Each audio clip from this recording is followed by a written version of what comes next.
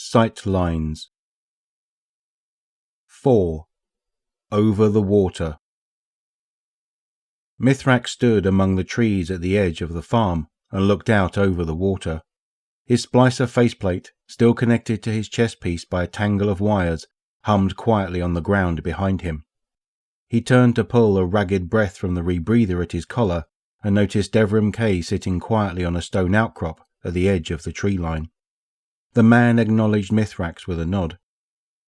"Devrim, forgive me." Mithrax pulled his mask up by a fistful of wires and fumbled with the delicate clasps along its edges.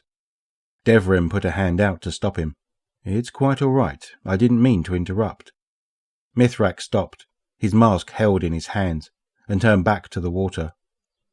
"I understand if you'd rather be alone," Devrim said softly, "but I wouldn't, in your place." "You may remain," Mithrax said, his voice thinner without his vocal processor. He scratched absently at the old scars along the side of his face and winced as his claws found the fresh injuries caused by Eramis's stasis blast. "Seems you came through just fine," Devrim said, and the ease of his tone made Mithrax turn as if struck. The pain was bare on the old Elixni face, and Devrim blanched. "No, terribly sorry. I didn't mean that as a slight," Devrim said, hand to his heart. "I am relieved you survived, genuinely." Mithrax took a shaky pull of ether and fastened his faceplate into place. He walked wordlessly away through the trees. "Excuse me, Mithrax." Devrim's voice felt uncomfortably close over Mithrax's in-helmet communicator.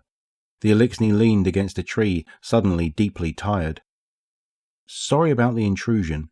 I know a bit about piggybacking on the Elixni comm signals. That sounded horrible earlier. Fantastically poor choice of words on my part. Mea culpa. That's my fault in an old Earth language.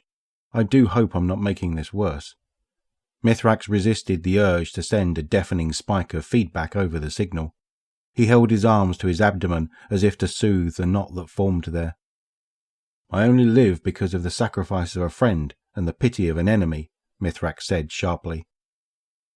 "If I may, from what I know of Amanda and Eramis, you live because you earn the respect of both," Devrim replied. "Amanda protected my life with hers," Mithrax said, his voice wavering. "I would not have agreed to such a trade." "You told me our lives are not for us alone," Devrim said gently. "I think Amanda, of all people, would have agreed with that." A long silence fell over the comms. "Mithrax," Devrim finally said, "I've been thinking, with all this Queensguard business, is there a Kelsguard?" There was a soft hiss of static, a click, and silence. "A Kel does not need protection," came the grumbled response from behind Devrim, nearly startling him off his seat. Devrim turned and looked up into the pulsing pink lights of Mithrax's faceplate. "Protection is the wrong word for it," he said. "Perhaps simply help?" Mithrax stood motionless for a moment, then waved Devrim to the side with one of his lower arms. The man made room, and the Elixni sat down beside him. The two sat in silence, looking out over the water together.